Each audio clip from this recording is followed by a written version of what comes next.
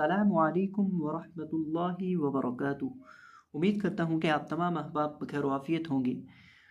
अल्लाह सुब्हानहु व तआला आप पर अपना खुसूसी फज़्ल व करम फरमाए। तो आज हमारा नूरानी कायदे की छठी तख्ती के 5वें हिस्से का सबक है और आज की इस वीडियो में इंशाअल्लाह अज़्ज़ा वजल हम ये 3 लाइनों को तजवीज़ के मुताबिक पढ़ेंगे। इनमें जितने हरूफ हैं उनको इंशाअल्लाह हम अच्छे तरीके से पढ़ना सीखेंगे। तो वीडियो को मुकम्मल वॉच किया करें और अगर वीडियो को लाइक नहीं किया तो वीडियो को लाइक करें। तो आए पढ़ते हैं अपने आज के सबक की तरफ।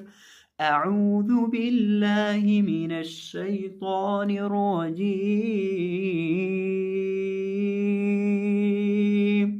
बिस्मिल्लाहिर रहमानिर रहीम।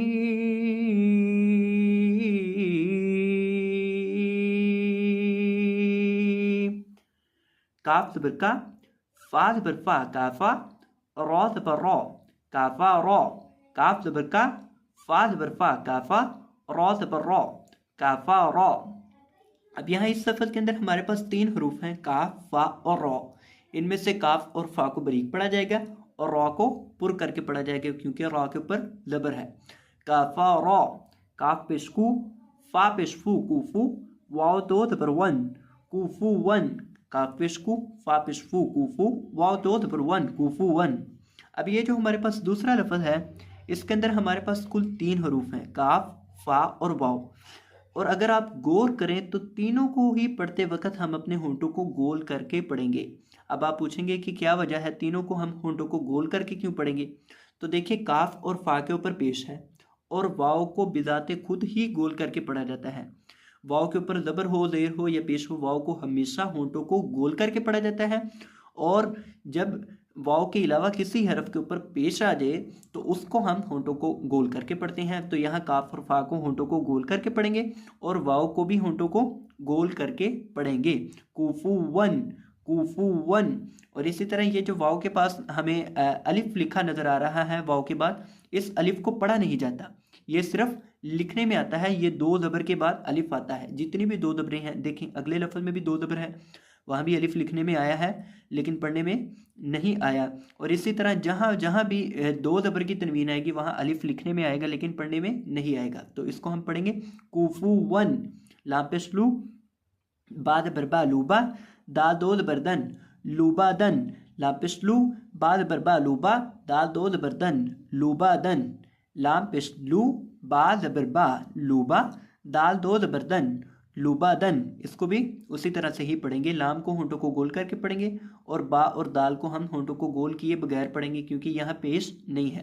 लाम पेश लू, मीम दबरमा लूमा, जाद बजा लूमा जा, ता दो देर तीन, लूमा जातिन। लाम पेश लू, मीम दबरमा लूमा, जाद बजा लूमा जा, ता दो देर तीन, लूमा जातिन।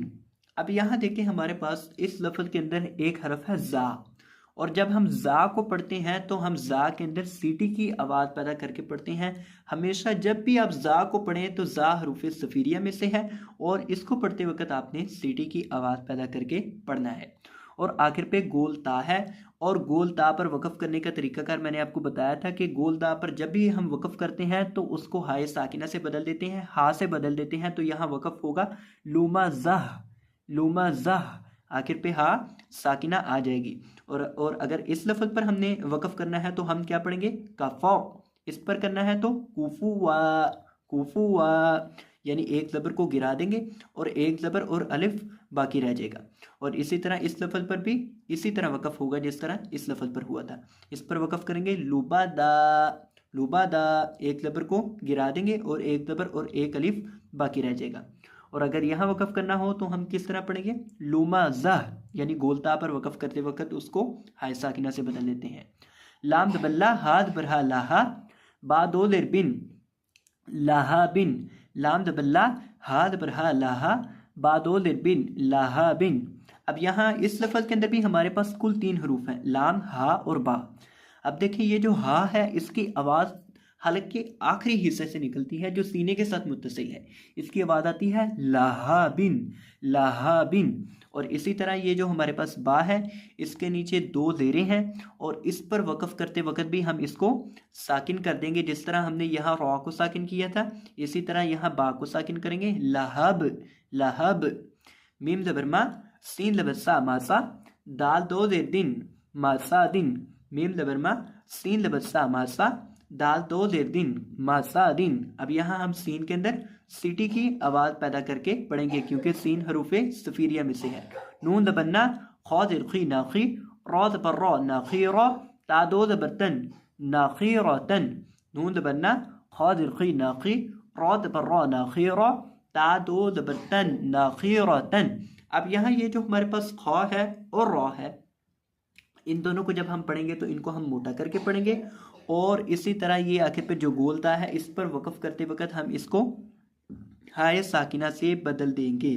किस तरह वक़्फ़ करेंगे? नखीरह नखीरह, वाव दबर वा जीम दबर जा वाजा, दाल दबर दा वाजा दा, वाव दबर वा जीम दबर जा वाजा, दाल दबर दा वाजा दा। अब यहाँ हमारे पास इस लफ्ज़ के अंदर पहले नंबर पर वाव है और वाव को पढ़ते वक्त हमेशा होंठों को गोल करके पढ़ा जाता है, तो इसको हम पढ़ेंगे वाजादा वाजादा। इसी तरह आखिर पे ये जो दाल है इसको हम यहाँ वक़्फ़ करते वक्त साकिन कर देंगे वजद। अब ये देखिए लहब मसद वजद, मैंने ये हिलाकर क्यों पढ़ा? ये बहुत मेजर सवाल है, इसका जवाब सुन लें। देखें जब हम 5 हरूफ कौफ तो बा जीम दाल इनमें से किसी हरफ पर जब वक़्फ़ करते हैं तो उसको हिलाकर पढ़ा जाता है। अब यहाँ ये देखें ये दाल जो है ये उन हरूफ में से एक है। इन हरूफ को कहते हैं हरूफ़े कलकला, हरूफ़े कलकला। अगर आपने ये वीडियो नहीं देखी तो आप ये पीछे देख सकते हैं। सिफाती हरूफ जो हरूफ की सिफात वाला सबक है उसके अंदर मैंने ये चीज़ जिक्र की थी, हरूफ़े कलकला। ये जो दाल है ये हरूफ़े कलकला में से है और इस पर हम जब वक़्फ़ करेंगे तो इसको हम हिलाकर पढ़ेंगे वजद। और ये बा भी हरूफ़े कलकला में से है, इसको भी हम हिलाकर पढ़ेंगे लहब। ये वक़्फ़ की सूरत है, ये वक़्फ़ की सूरतें हैं जो मैं आपके सामने रख रहा हूँ। वाव दबर वा सीन दबसला वासा, कौफ दबर कौ वासा कौ, वाव दबर वा सीन दबसला वासा, कौफ दबर कौ वासा कौ।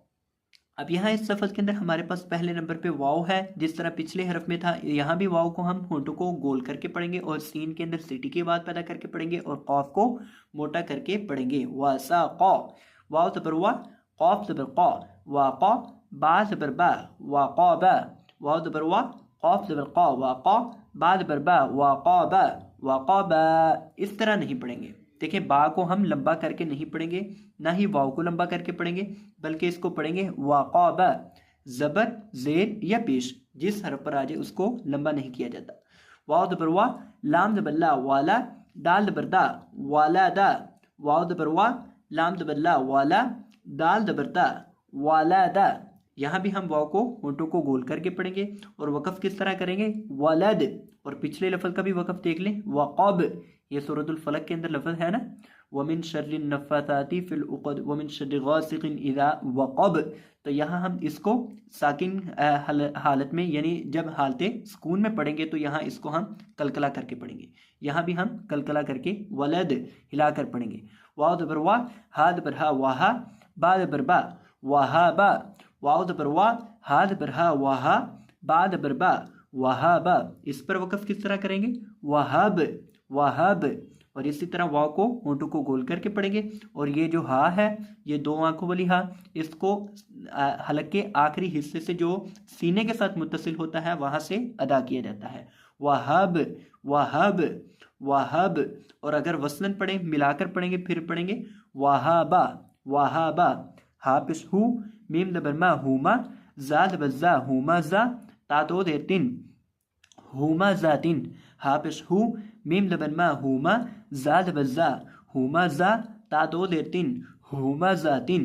अब यहाँ जा के अंदर हम सीटी की आवाज़ पैदा करके पढ़ेंगे हुमा जातिन हुमा जातिन। और वक़्फ़ करते वक्त पढ़ेंगे हुमा जाह, हा पेश हु, दा दो बर्दन हुदन, हा पेश हु, दा दो बर्दन हुदन। अब यहाँ इस लफ्ज़ के अंदर हमारे पास 3 हरूफ हैं, हा है, दाल है और आखिर पे या है। लेकिन या के ऊपर ना ज़बर लिखी है, ना रे, ना पेश, ना कोई भी चीज़ इसके ऊपर लिखी नहीं है, इसलिए हम यहाँ या को पढ़ेंगे नहीं, ये सिर्फ लिखने में आएगी। इसको हम पढ़ेंगे हुदन, हा और दाल को पढ़ेंगे। और यहाँ वक़्फ़ करते वक्त इसको क्या पढ़ेंगे हुदा हुदा हुदा। यानी ये जो दाल के साथ एक ज़बर है, दाल के ऊपर 2 ज़बरें हैं ना, एक ज़बर गिर जाएगी, एक ज़बर बाकी रह जाएगी और एक अलिफ के बराबर इसको दाल को खींच के पढ़ेंगे हुदा। तो ये था हमारा आज का सबक। मैं उम्मीद करता हूँ कि आपको ये सबक अच्छे से समझ आ चुका होगा। तो अगर आपको ये वीडियो पसंद आई हो और वीडियो से कुछ सीखने को मिला हो तो वीडियो को लाइक कर दीजिएगा, और अगर आप चैनल पर नए आए हो तो चैनल को सब्सक्राइब करना ना भूलिएगा। जज़ाकुमुल्लाहु खैरन, बारकल्लाहु फीकुम, अल्लाह हाफिज़।